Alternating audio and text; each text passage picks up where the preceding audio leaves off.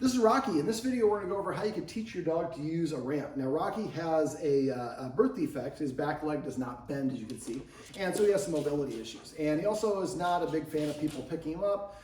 Might have been, there's a number of reasons for this. We're not going to go into this video, but I'm going to go over basically a conditioning exercise so you can teach your dog to want to go on the dog bed, or excuse me, on the ramp. Rocky, come here. So the first stage is we want to do it where it's standing, where it's, there you go, yes. Where it is flat. We're not doing it with any incline whatsoever. And yep, we're going to go ahead and, there we go, buddy. Yeah. And so I want to get him just walking across it. There you go, buddy. There you go.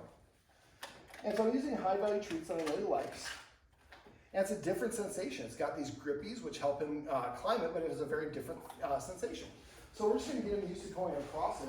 There you go, Rock. Standing out is actually good, but we want to have him practicing a little bit. Go get it. Go get it. You're not going to cooperate because we're filming? It's like, yeah, of course not. Yes. So right there, I'm using a mark word. Every time he takes a step on it, I'm going to say yes and give him a reward. Yes. I don't want him to freeze. Yes, very good, Rock. Yeah, you get that free one. Good job, buddy. All right, let's go this way. Rocky.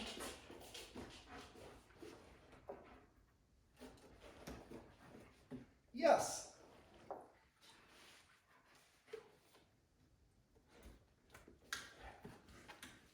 Yes.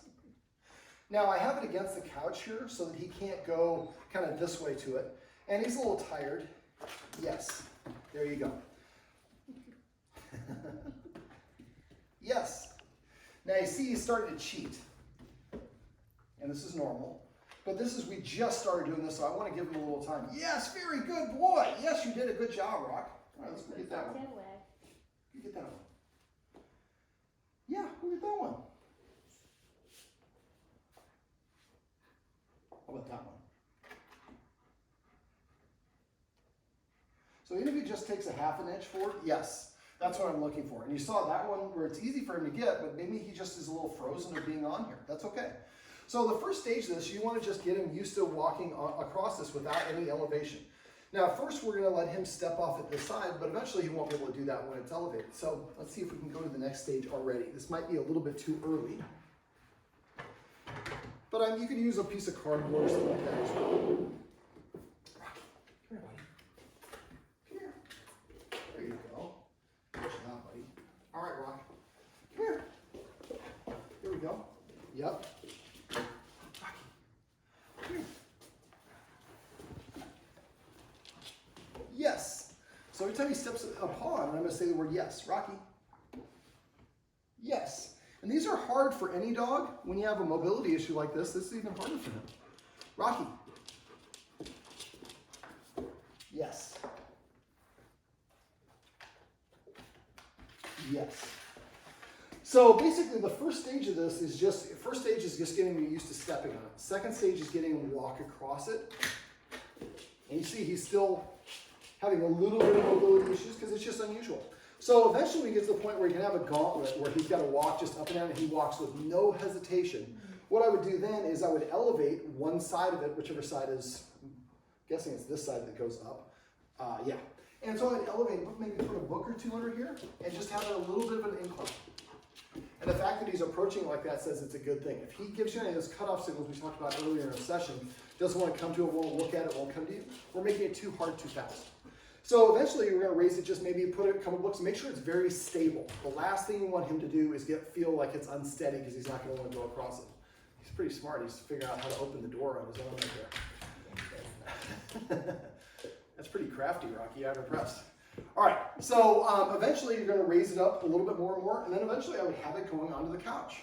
So I know that, the couch is a bit of an issue, but that's okay. It's just for you. But eventually he gets up and gets on the couch. The couch is a reward for him, so he likes being up on the couch. And so, we're basically simulating all the elements of this except for being outside in the car. The next stage is once he's comfortable getting up and down it onto the couch, then I would go outside and do the same thing, having it flat like this by your car. And so he's walking across it until he walks without any hesitation. Then I start raising it up a little bit more, a little bit more. Eventually, I'm assuming one of you has an SUV. Yeah. Yeah. So eventually put it up to the back of the car and have him go up that, go in there, and I would have a super high value treat in the car. So when he goes at the top of it, maybe he gets a kneecap, or kneecap probably would be right. Maybe some warm chicken or something. The temperature of food is, Rocky, let's leave that poop alone. There we go. And so, so you want to have him practice going in and out of this, or up and down it, into the car and out of the car, without going anywhere at first. And eventually you get him to go up that, and you close the door, and then you give him a treat. You say yes to give him a treat after that, open the door, let him exit it. So you really want to just rep the heck out of it until he's like, I like going up this ramp because I know I get a treat, and then you get to leave and go elsewhere. Then when you first start using it where you're driving somewhere, drive him to a friend's house who has a dog that he likes, or places that he likes. So now the drive is actually rewarded. At the end of it, there's something in it for me. And after a while, you could also introduce a cue. So once he can go up it all the way at an incline, I would say maybe, escalator, lure him up here and say yes when he gets to the car, and then give him that treat.